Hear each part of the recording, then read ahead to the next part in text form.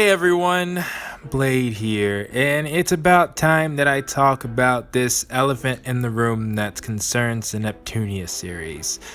So yeah, let's just get started. So I just got an email today, not sure what time it was, but it was quite recent from when I'm recording this. And you can see Idea Factory International's first PS5 title, Neptunia Reverse, launches in 2021. Okay, so let's cut to the chase. I'm not happy about this. If you guys need some background, this game was originally teased as the new game that Idea Factory was releasing. I got an article here that says, today Compile Heart announced a brand new game of the Hyperdimension Neptunia series, and I think this is August, I want to say, when this was, August 2020. New Hyperdimension Neptunia game announced. The key word is new here, but let's go back down. First off, it's its 10th anniversary. That's pretty significant achievement. And the second is that it was in development for PS5. And you can see at the moment, all we knew back then is that it was going to be titled something along the lines of Go 5D game Neptunia Reverse. Okay.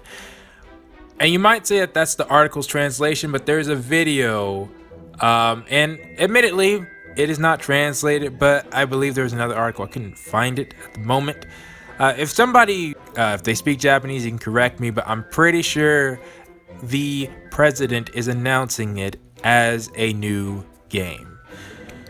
You might be wondering, okay, well then, if it's a new game, then what's the problem?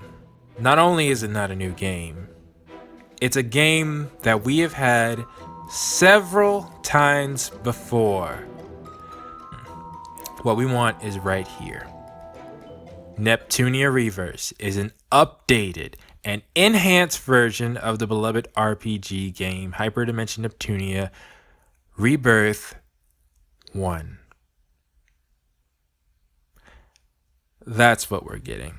That's what the new game that they have been supposedly working on for a while is, just a Rebirth 1 for the PS5. And let's look at these screenshots before I continue, right? Like,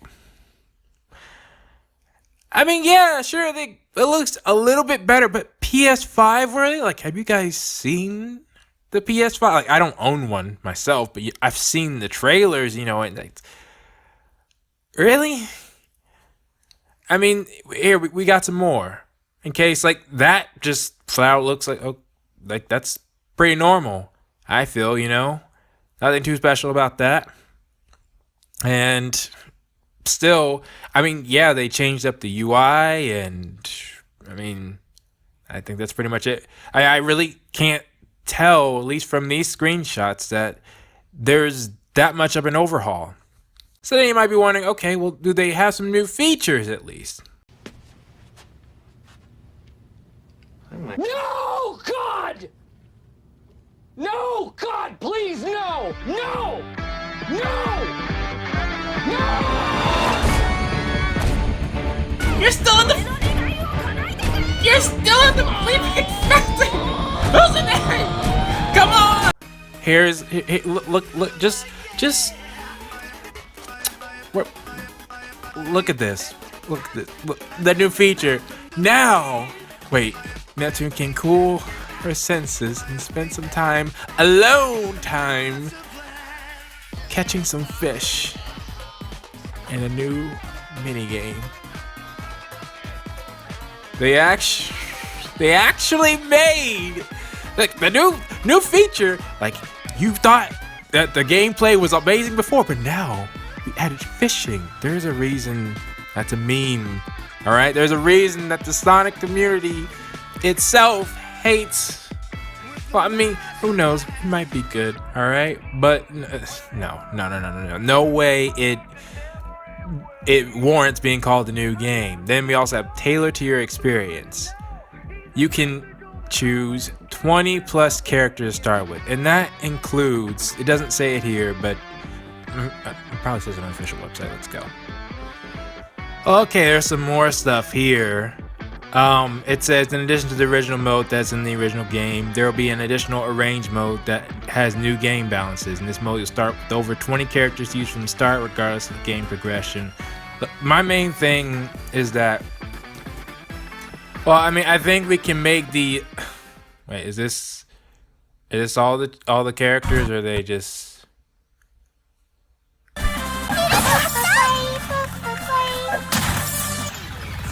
No, like, no.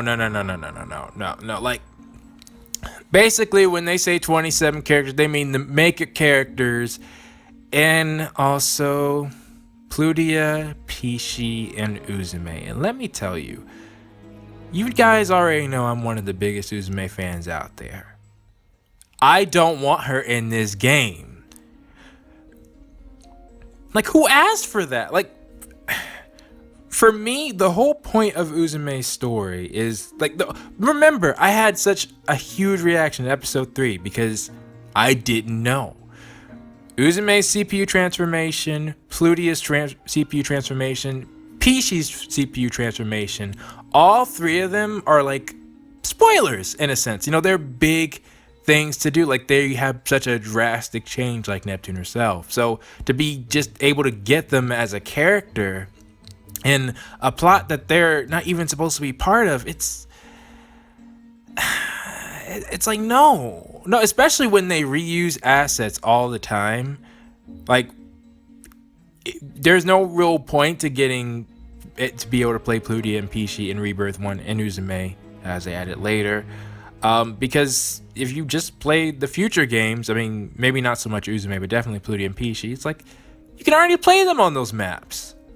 And plus, one thing I was really happy with Mega Dimension V2 doing is that it limited how many people, it focused on a certain group of people. You know, with each CPU arc, we had each CPU and their gold third member. There's basically like 3 or 4 characters at a time. In the beginning, we had just Neptune, Nepgear, well, both Neptunes, Nepgear, and Uzume. And only once we got to the end, I mean, even then, we still had parts where they separated and then they all came together in the finale. You know?